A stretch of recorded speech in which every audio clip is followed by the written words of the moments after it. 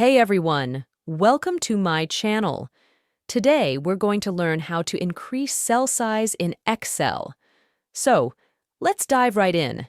To resize a row, place your cursor on the bottom edge of the row header.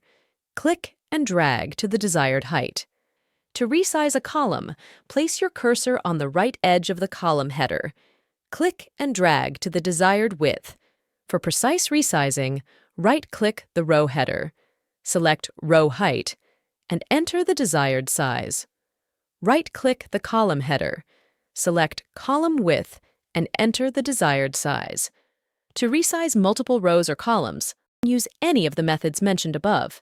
But if you want precise resizing, then the preferred method is the second method. And that's it.